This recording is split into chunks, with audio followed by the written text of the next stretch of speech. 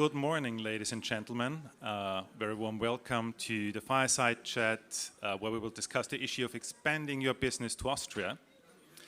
Just a short introduction. My name is Jan. I'm working for the Vienna Business Agency, and my job for the last 12 years have been helping international businesses and experts and their families to settle in Vienna.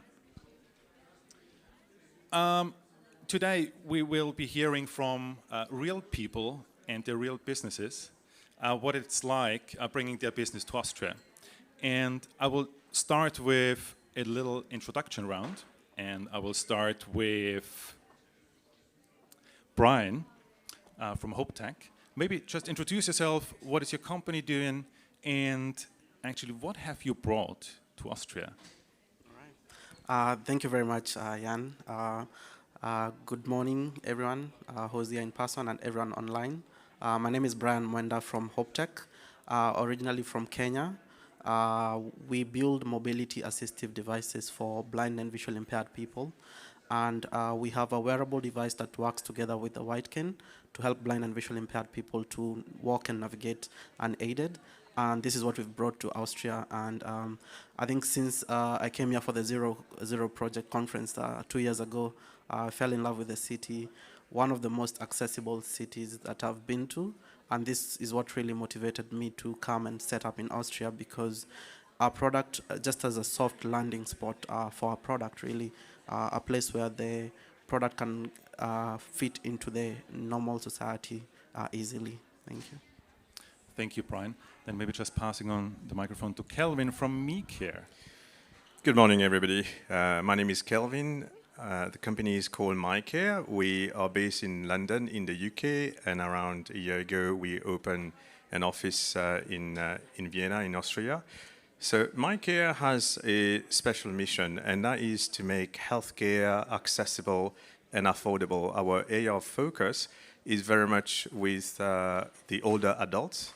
We built a generative AI model. Her name is Monica. And Monica is a personal coach to an older adult, helping them to maintain their independence within the home. And she does this through conversations, and she supports them to take their medication, to hydrate and exercise. But also from time to time, when they are feeling a bit lonely, she becomes like a companion to entertain them, and she can also connect them with somebody else who might also be alone, so they can have a conversation between them. And it's a pleasure to be here today to meet all of you. Thank you. Thank you, Kelvin. And passing on to Neha from Planet-Abled. So what are you actually doing, and what brought you to Austria? So, it all started actually 6 years ago when I first came to the Zero Project to get the Zero Practice Award.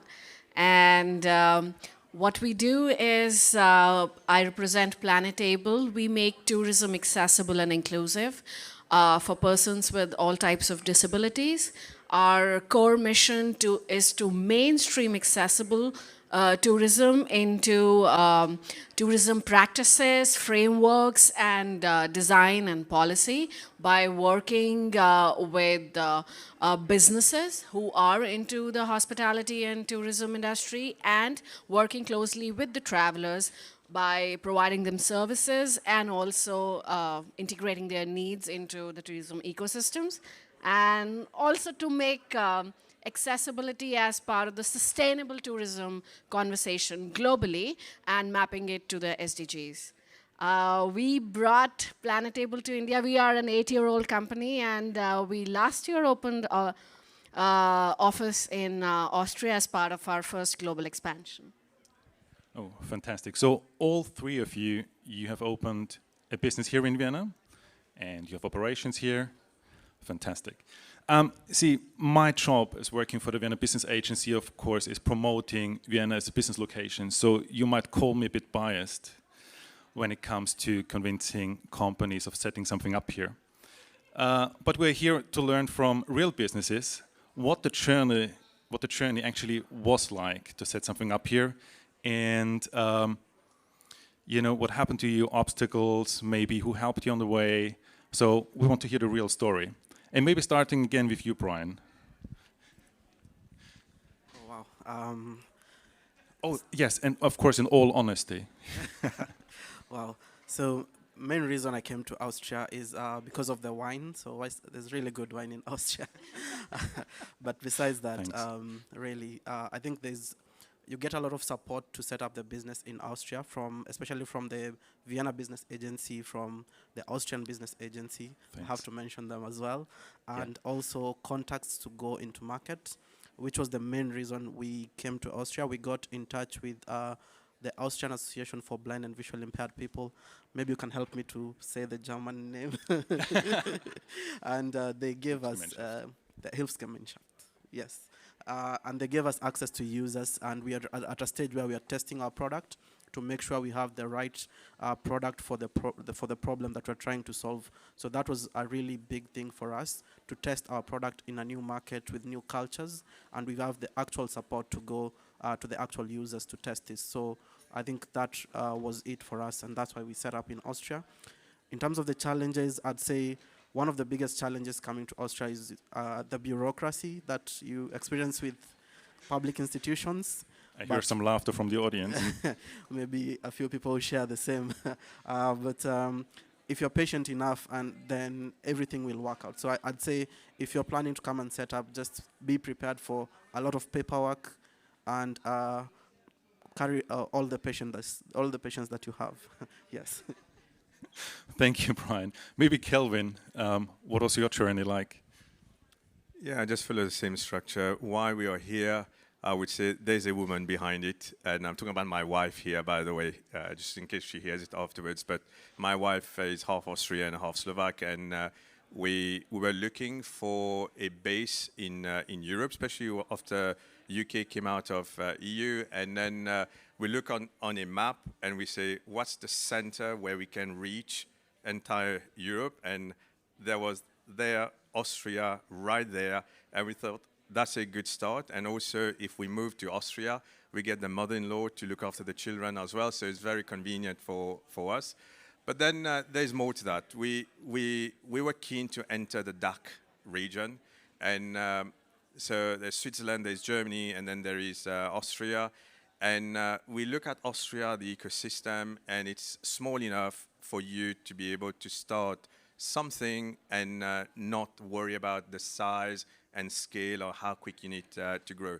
But in that process, we also learn a lot. I mean, Brian already talked about the bureaucracy, so I'm not going to cover this, but I've summarized before I came to this session into kind of 6 points that everybody who is thinking of opening a business here in Austria, these are the homework that they need to do. So number one is be very clear of the reason why you're coming to Austria, and make sure it aligns with your company mission. Go back to your business canvas or your strategy document and make sure there is alignment, because it's not going to be an easy ride. If you're doing it as a side project, you'll stumble and you will stop and you'll go back to square one. So very important. Once you've done this, you do your own market due diligence. This is something you have to do, not pay somebody to do it. You have to do yourself and make sure you're happy with the result. Once you've done this, then get somebody local to, whether it's Vienna, whether it's anywhere else in Austria, to help you with your due diligence, because this is where you start to understand a bit more how it aligns with your progression, your financials within your company. Number three, put into context of your wider mission and the priorities. Because as a founder, when you start to do a soft landing in a new country, it takes a lot of your time, and you need to make sure that you have that time and it's part of that priority. And remember, it takes the founder attention away from other priority tasks. Don't think you can run the business in the UK, in the US, and also start one in Austria all at the same time. It doesn't work. You think you can. I thought I could, but it doesn't work. And then number four, go there, understand, leave the culture, make sure you go to events, you go to pitch your business, get to know the agencies. And for us, when we started, we we spoke to Abba to start with and explained to us how easy, I mean, Jan said that's his job, how easy it is. But then you also need to witness it and also get to know personally what it's like for you. So these are, for me, the top tips I'd like to offer. I'm conscious of the time, so I'm going to pass my mic. Thank you, Kelvin. I need this list afterwards. Thank you. Neha. So, so we have been looking, like pre-COVID in 2019, I've been looking at Europe and traveled around Europe to explore which country suits our business model the best and where we have the biggest opportunity to enter into Europe. Thanks to COVID, it got delayed and it took by a few years. But I think Vienna we chose because one, it is a tourism destination of Europe, like it's central, so it perfectly aligns with us from a tourism perspective, and it gives us access to Northwest Europe and Eastern Europe as well, because it's central. Plus the connectivity, I mean, for us being into travel and tourism, it involves a lot of travel and also a lot of, from a business perspective, not just the team travel, but also in terms of connectivity, partners and stuff. So that ways Vienna plays a very great geographical role from tourism perspective. And also, of course, I love the city. I've been coming here for 6 years since I came first. So yeah, I mean, it's just the vibe of the city and the tourism perspective that helped choose Vienna. And also a lot of people kind of talked me into it, the friends I have here. Friends from the Vienna Business Agency, of course, and also I have friends from the disability community and the tourism community who said, like, it's all about discussion, like, you know, by evaluating all the aspects which are specific to our business, that why it makes perfect sense to choose Vienna.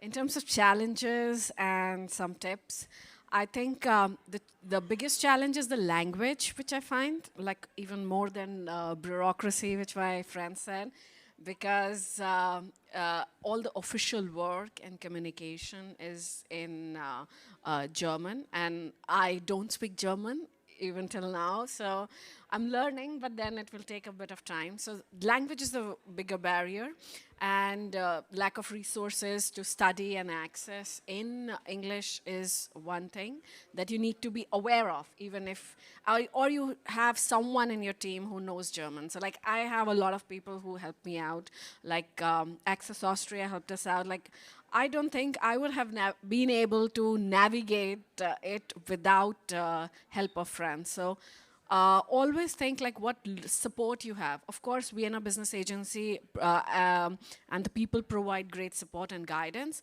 but you need people around too outside of that, like who are your friends who can give you the local reality check of how it is to be done. And it's good that if you are looking at Vienna, like what my friend here mentioned, like do what's best for you. Like the choice has to be very specific for your type of business and why this destination works for you, considering all the aspects. And it's good to have either a local organization as a partner, or you know, who can help you out get over the challenges that you will face. The challenges are many, but then once you're over it, then it's great. And from a social impact perspective, I think Vienna offers great support. Thank you very much, Neha. So I heard a lot of pros and cons, and we have just 1 minute left. And of course, the final question I would ask you is, would you do it again, yes or no? Brian. Oh. Yes. Yes, of course, I pressured you into this answer now. No. Yeah, so I think the community in Vienna is really amazing. The people are amazing. The organizations are well-meaning. Despite the bureaucracy, I think everyone is really well-meaning. Oh, it's thanks. just maybe remnants of an old system. So yes, I'll do it again, probably differently. So I'd encourage anyone who is planning to move to Vienna to just plan it out and expect delays. So I think as a startup, you always plan to do everything tomorrow. So, but just allow enough time for the paperwork, for the bureaucracy. But yes, I will do it again, and I would encourage anyone to come to Vienna. Thank you, Brian. Kelvin, be honest. Yeah, I will echo this. So I plan to do everything in 1 year, but if you're planning 1 year, times 2, because I allow for 2 years. So for me, it's the same. I will definitely do it again. And knowing what I know right now, I would do it very differently, and I will seek out more help as opposed to rely on myself to navigate, because that is what will accelerate the process for you as well. Thank you, Kelvin. Yes, I'll do that again, but I'll learn German first. I can help you with that, but it's Austrian German, so Yeah, just I'll truthful do here. that again. I love the people here. I love the city, and I have a lot of friends here. So I mean, for me, that matters. That you have, because being an entrepreneur, you have many days where you are navigating a lot of things alone, and then you need people who are in the system and outside the system, like more entrepreneur friends as well, who are living a similar life to you, and also friends outside of the entrepreneurial ecosystem who have nothing to do with it, and you can just hang out. So yeah, I'll do that again. Fantastic. Thank you very much for your honesty and for doing it again, maybe in the future.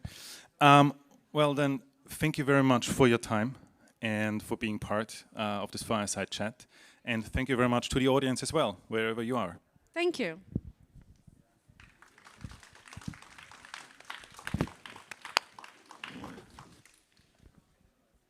Guys, thank you so much. I think it's done. Then we